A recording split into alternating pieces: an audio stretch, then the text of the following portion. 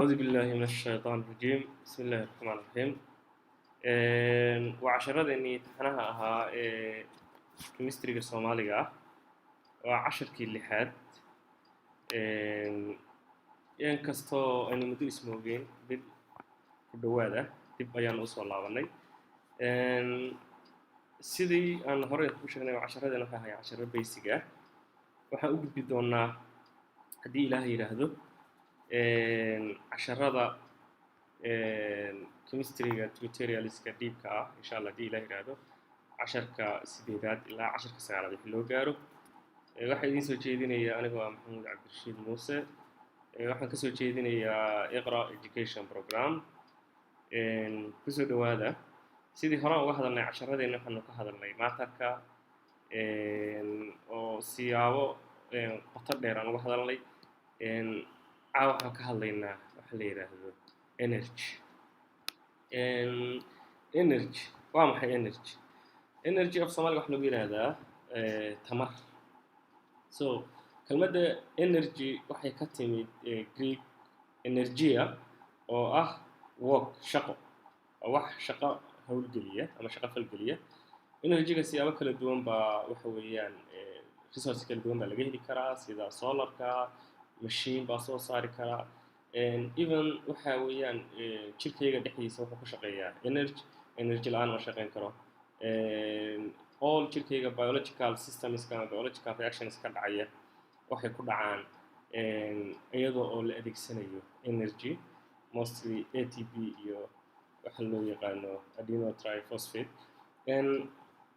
haddaba energy-gu muxuu yahay imise u kala baxaa energy-gu wuxuu noqon karaa mid renewable ah oo dib loo cusboonaysiin karo iyo mid non renewable ah renewable waxa weeyaan tusaale ahaan hadda soo qaadano photosynthesis oo kale waa energy renewable ah oo dib loo cusboonaysiin karo at the same time tusaale ahaan haddii dhuxusha oo kale marka la gubo as energy ahaan loo isticmaalo waxa weeyaan waa non renewable dib looma cusboonaysiin karo dib looma sii isticmaali karo halkaasay ku baaba'aysaa okay energy without energy wax shaqaayo dhici kara ma saa hore u sheegnay kelmadda energy waxay ka timid as Greek ahaan energia waa work so the ability to do work waa awoodda shaqo lagu qaban karo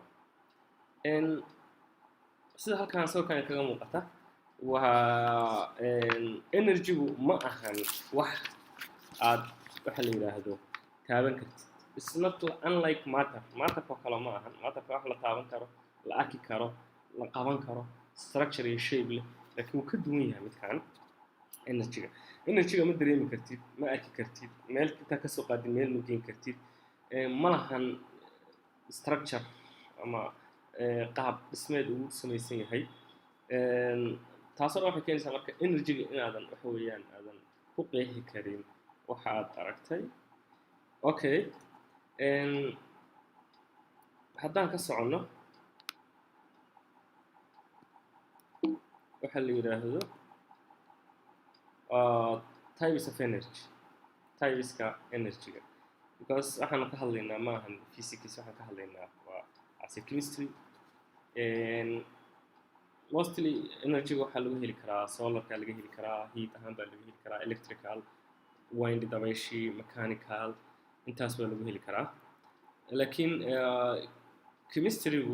chemist waxa weeyaan wuxuu focus gareynayaa ama awoodda saarayaa mainly two kinds laba nooc buu awood saarayaa mid waa kinetic midna waa potential marka haddaanu sii qeexno kinetic energy waxa weeyaan waa energy of motion waa energy-ga socodka ama energy dhaqaaq Soomaaliga waxa lagu yiraahdaa filayaa kaynaan dhaqaaq waa wax bilowga hore dhaqaajiya tusaale ahaan dhagaxa soo qaaday cirka u tuurtay that means waxa weeyaan tuuritaanka aad tuurayso awoodda aad ku tuurayso energy-ga uu ku dhaqaaqay dhagaxaas uu hawada ku aadayo ayaa waxa la yiraahdaa kinetic energy so kinetic energy-gu waxa weeyaan waa wax markay dhaqaaqayaan waxay leeyihiin kinetic energy. wax kastoo dhaqaaqaya wuxuu leeyahay kinetic energy.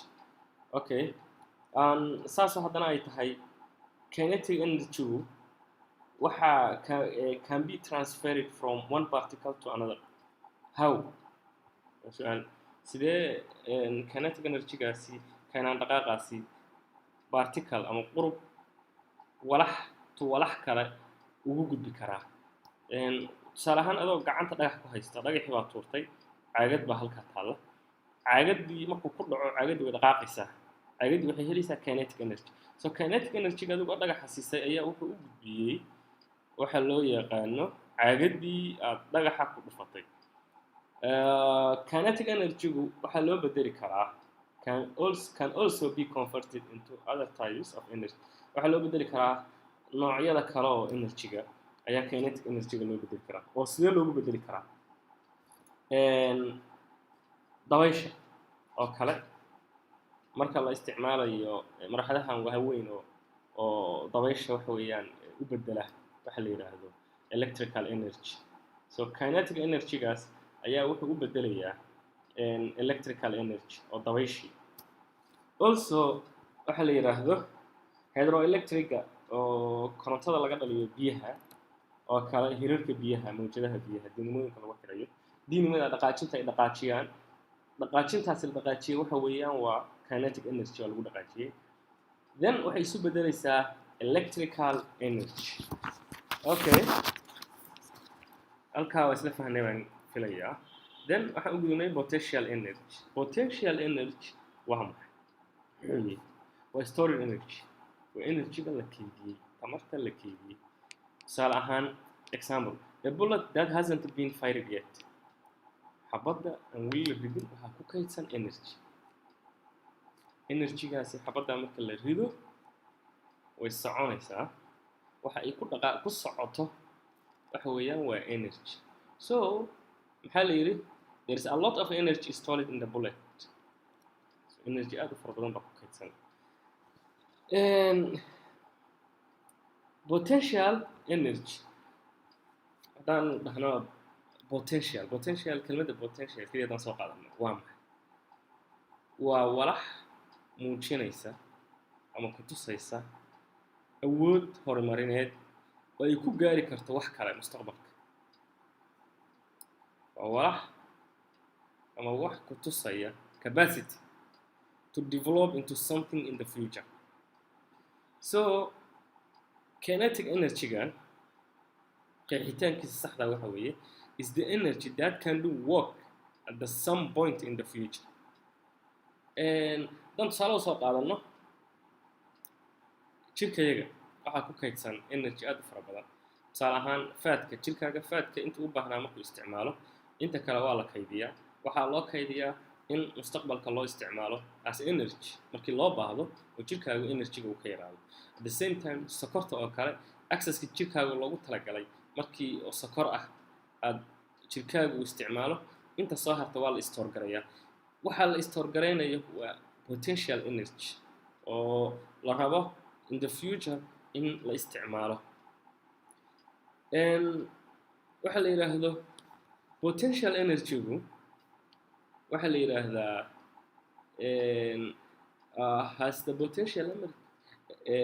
potential to become the kinetic. So kinetic-gu waxaa loo bedeli karaa potential.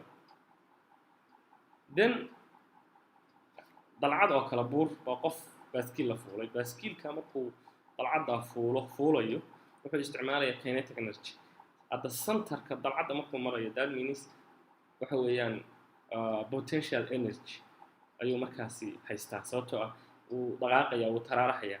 Then haddana markuu dalcaddii ka soo daadego wuxuu ku soo qaatay kinetic energy.